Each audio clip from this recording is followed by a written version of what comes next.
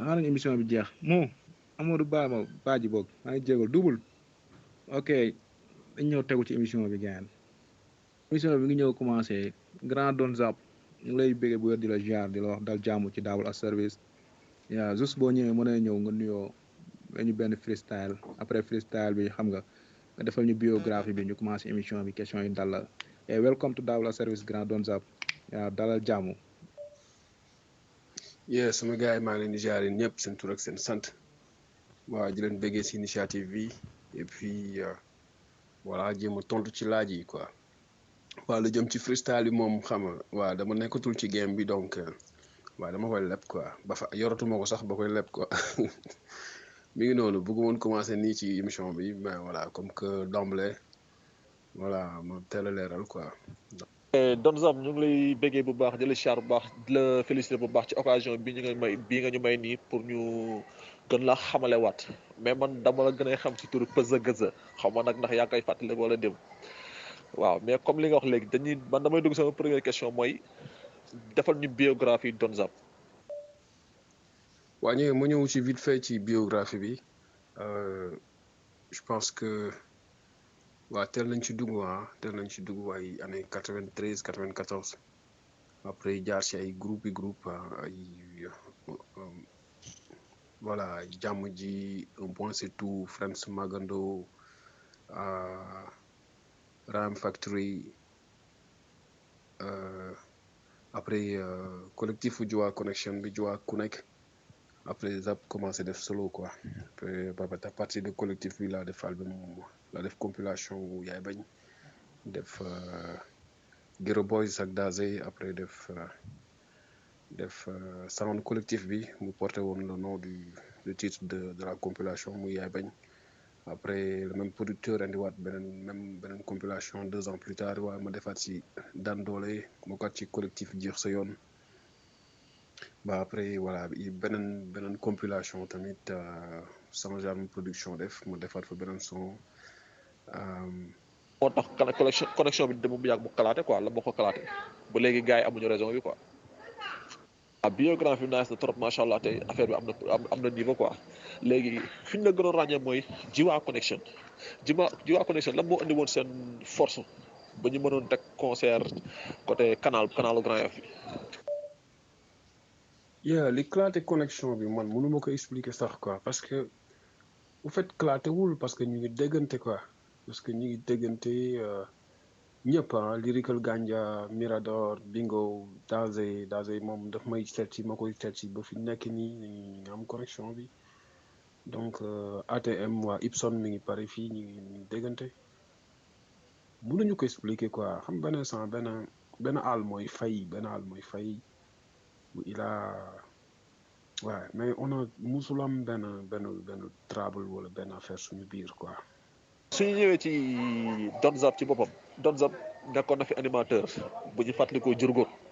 lan moo dugaloon Don Zap ci animation ndax dafa gisoon rab bi dafa viddoon animateur wala dafa amoon jaxasoo mu tax mu ne xaar mu dugg ci animation comme yeneen gars yi comme ñoom xumaa ñoom Karim Xrum. waaye léegi rek balaa émission bi di commencé maa ngi gis seen benn gain buy proposé ay son bastaram xam nga di leen orienté pour ngeen am son bi c'est-à-dire man mosu nekk ci pour partage musical quoi musique moom xam nga voilà dama mos a gëm ni ba échange la et puis ba luy épanouir nit la luy voyager loo nit la lu koy giifloo la quoi donc échange boobu ci ay délire man maam yëg-yëg bi damay am soxla sentir loo ko keneen wala déglu moom su ma amee son bu naaj souvent comme ni seen waa ji def nii dama koy envoyé Dazé wala ma envoyé ko keneen wala ma tasaare ko quelque part publier ko quoi donc sensation boobu mooy tax léeg-léeg nga bëgg a def benn composition musicale si benn BPM ñoom ñëpp ñu nekk si benn genre tempo. waaw beneen question bi mooy Don Zap nu mu dundee époque underground am parce que bu ñu xoolee underground Sénégal dafa xaw a tar te yow bokk nga ci image yi nga xam ne ku la xool day xam ne kii MC la quoi. bokk nga ci ñi nga xam ne Grand Yoff ku la xool day xam ne kii MC la say écouteur say jàpp say solo say lépp da ngay gis MC la quoi même ba ci rajo bi lépp quoi même sa kàllaama dañuy gis hip hop quoi léegi yow nan nga doon dundee underground bi niveau Grand Yoff te boobu Grand Yoff rab bi amee fu woon doole mais yéen fexe ngeen ba Jiwa Connection fexe na ba am benn lu mu créé ba nga xamante ne hip hop bi tey am na base Grand Yoff quoi tey grand Don Zap ñu ngi lay ziare di ziare Dia Ibrahim di bëgg gars yi déglu yëpp Don Zap waa biographie bi taayit na nice na trop Don Zap mu nekk rapport boo xam te musul am projet musul am benn projet bu mu jot a génnee quoi ci game bi mais jot na balancer ay quelques singles. waaw ñun ñooy agneau du sacrifice yi ñun ñoo du mu wax man kese sax même yeneen zones yi peut-être ñoom Positive Black Soul ñoo fi andi et puis moom quelques grands ñun ñooy nekk juste après grands yi parce que ñoom bi ñuy door ba ñun ñi ngi woon ci hip hop mi ngi dugg si quoi ñi ngi woon ñun danse bi la ñu commencé donc il fallait que ñu implanter ko il fallait que ñun ñooy dof bi ñun ñoo ko accueillir dof si moment yooyu nag fallait que mu implanté wu moment yi fallait que arsenal musical sénégalaise yaatal ko ubbil ko parce que dafa bizarre woon quoi dafa bizarre woon da ngay nekk rappeur sax yooyu day yéeme par rapport ak gel yi par rapport ak sawa gàlle yi par rapport ak époque la woon boo xamante ni il fallait que mu am ñu fa jaar pour mun ko xëcc ganale ko wan ni lii xam nga voilà lu baax la ci société bi du ko yàq sinon da koy yokk quoi ñun ñoo def rôle boobu et mu bëri woon nag ci ay zone nga doon dégg ay caaro yi nga fay dégg ay BMG ak yeneen groupe ngay dégg Pikine ay yeneen groupe ngay dégg ay PA yeneen groupe Médina noonu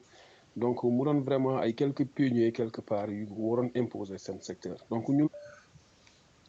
waaye pour tontu sama waa ji di wax ni jotuma am projet album ay single kese la et puis mu am benn reconnaissance public bi waaw loolu man mënu moo ko expliquer moom laay wax suma manager mu laay waxti ma ne ko man maay Mouhamed Ndao Tyson lambu rapu Sénégal quoi parce que du album du dara dàkkuma fi rap quoi public bi gars yi dañ ma je sais pas mënu ma ko expliquer quoi produit laa xam nga rappeurs yëpp nañ leen war a xoolee comme ay produit yuy proposer askan bi public bi seen jëmm seen gis-gis ak seen façon bu ñuy véhiculer lu rek la xëy na nu may véhiculer la waaw moom mooy accrocher gars yi donc peut-être produit yi moo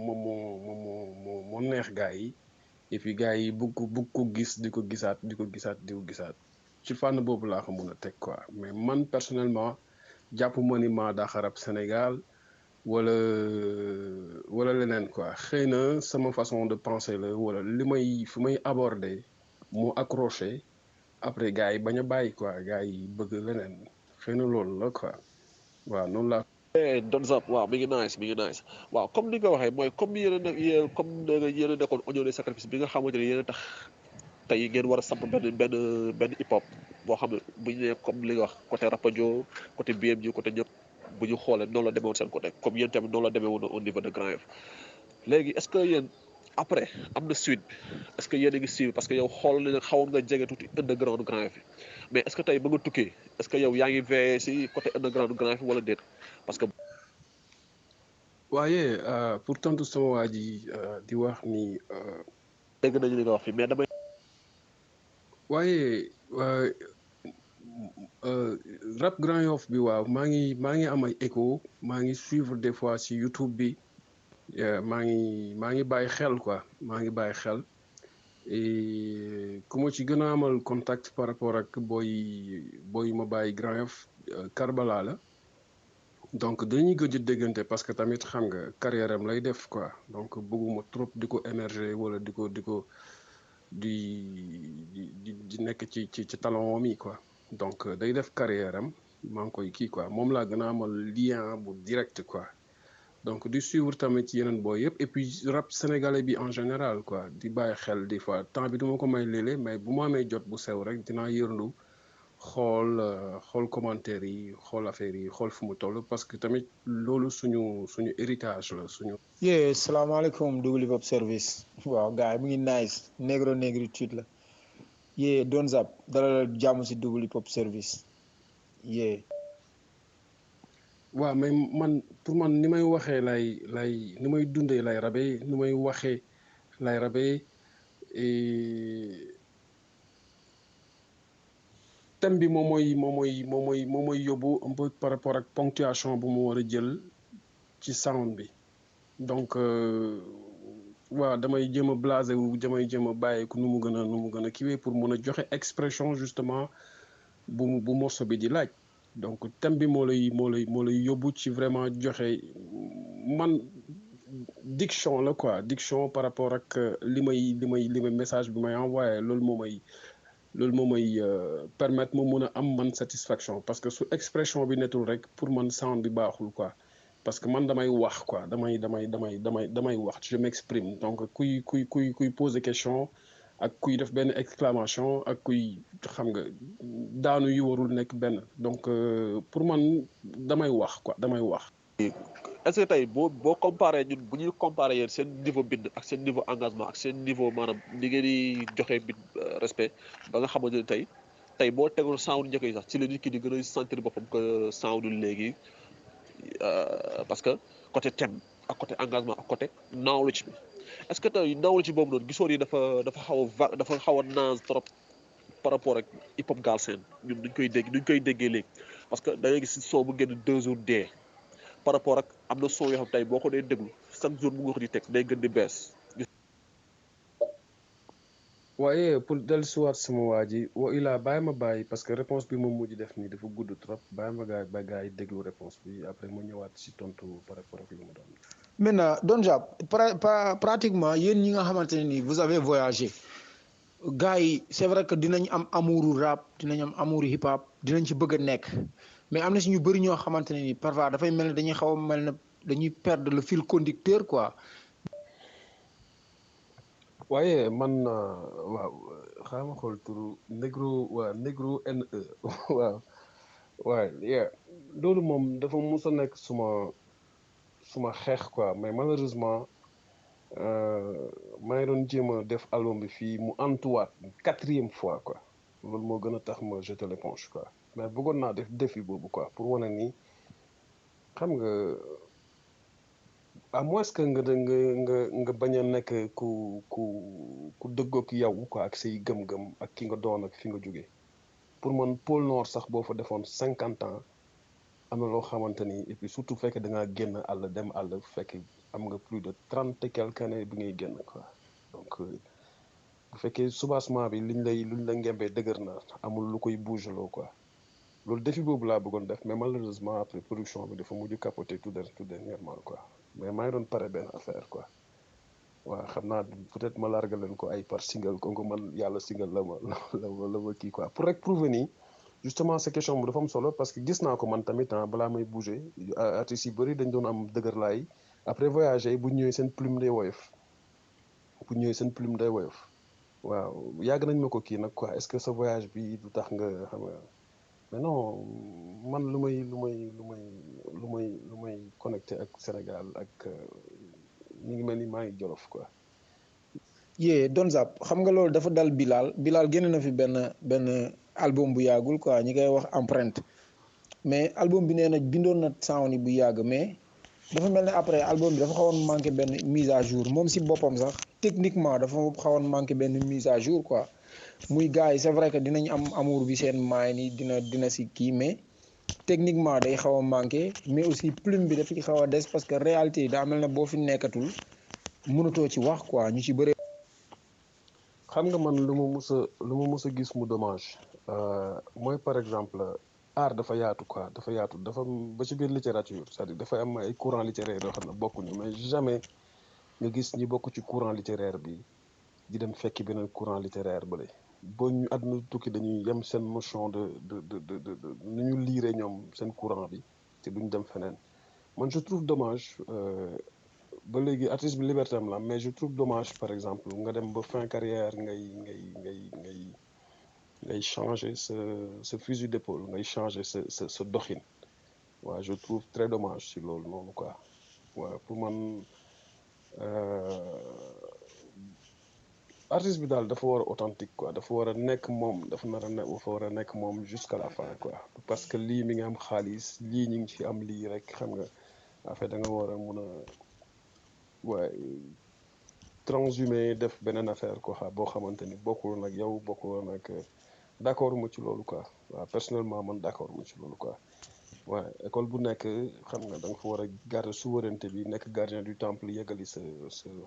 li ngay woote un peu par rapport ak li tax nga nit ñu topp la sa début carrière waa dellu si waat sama waa ji dañ ne woon wax ci affaire hip hop jolof son bi waaw ci résumé bu gàtt rek dama bëggoon jamono jooju xam nga débat bi dafa commencé woon daf ñu commencé woon téye dañ ne woon carrément ci théorie bi ñu waroon vraiment parce que boobu amoon nañu doole carrément quoi xam nga style yi bëri woon na amoon na doole mais waroon nañ ko mun a commencé yóbbu vers l'industrialisation quoi carrément du hip hop foofu laa doon waxee donc ma gisoon ni boobu ak léegi xam nga depuis ñaari MC ak benn woykat xam nga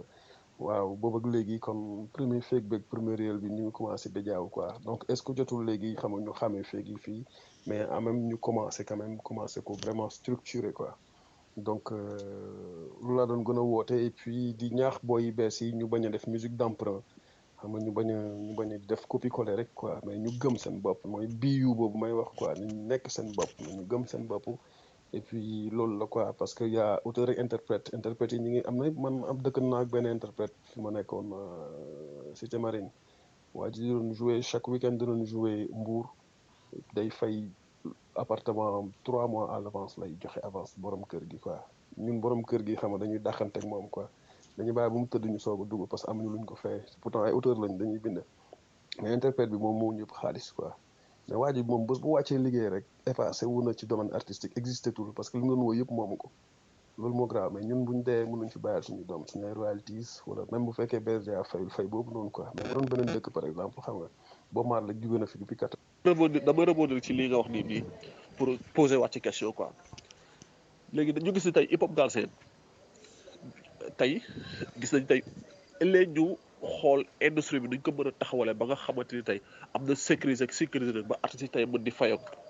mais à chaque fois ñu lay gis ñu ngi ci ginnaaw fonds yi tey nga gis tey ay junni association hip hop ñu ngi créé wu ku ci nekk di créer sa kii bopp sa concept bopp dugal ko état bi jëlee financé. waaye ma ñëwaat ci négro day fàttali négro xam nga lan defati waaye même à peu près même question bi ngeen posé nii par rapport ak suñu investissement même bu fekkee nekkatuñu ci game bi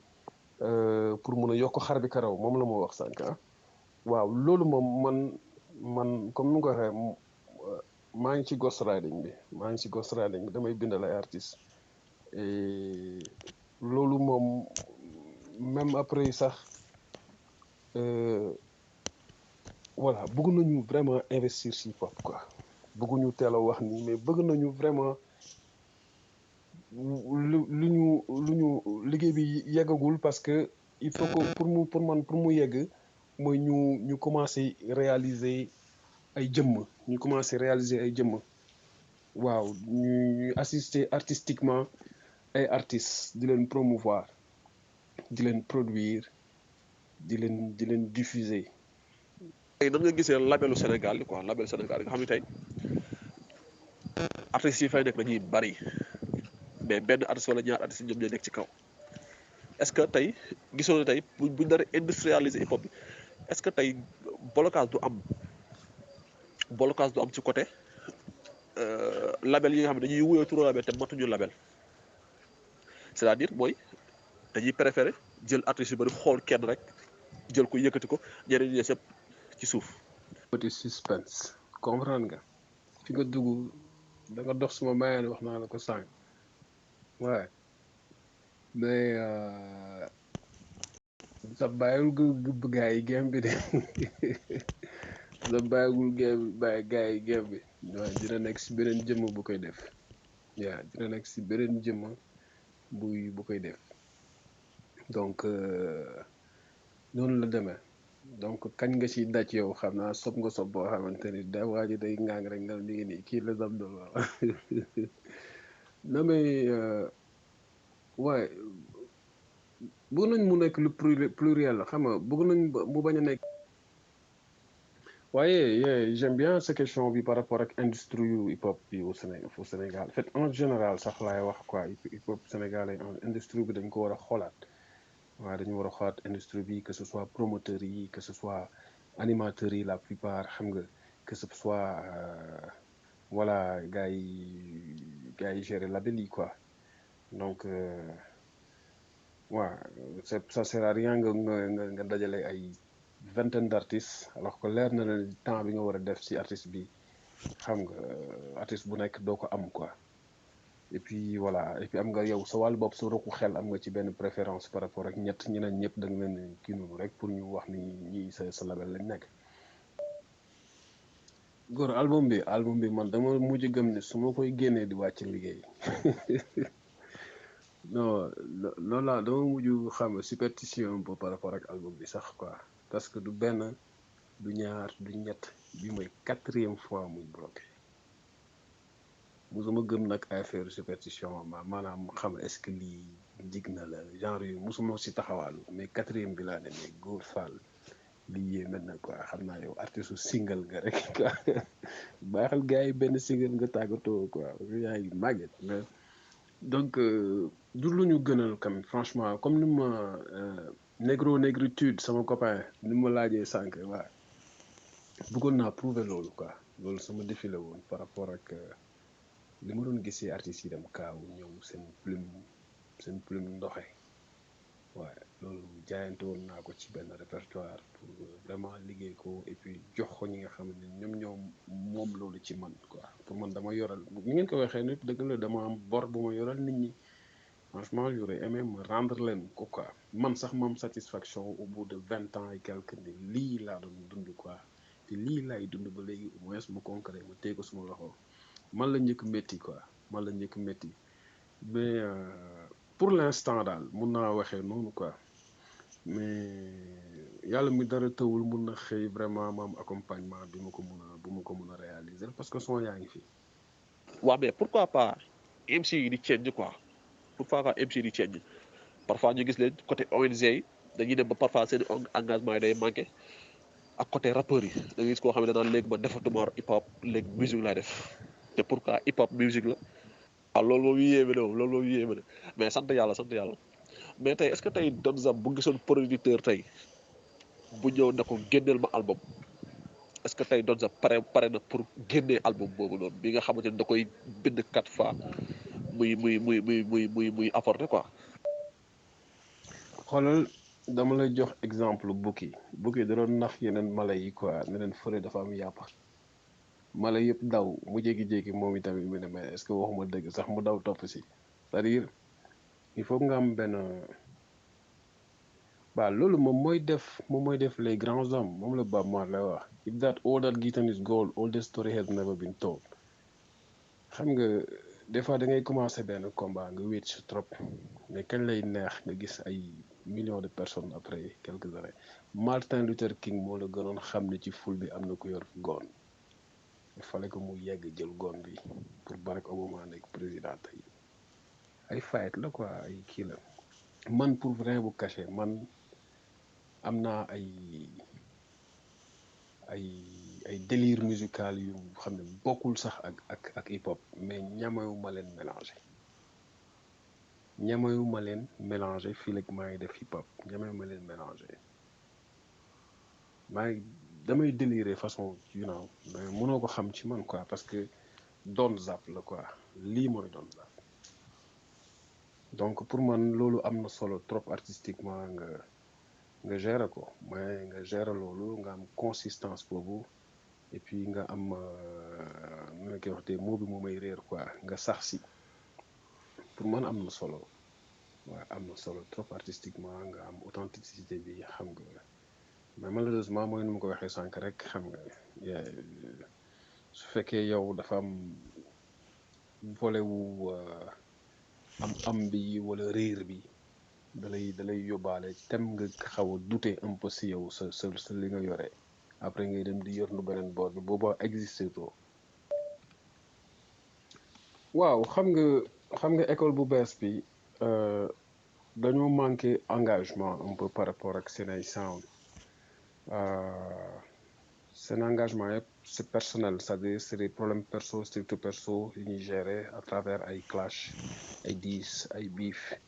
yu ñuy dóor engagement bi entre ñoom la c'est très rare mu am na ñu def ay thèmes mais c'est très rare quoi.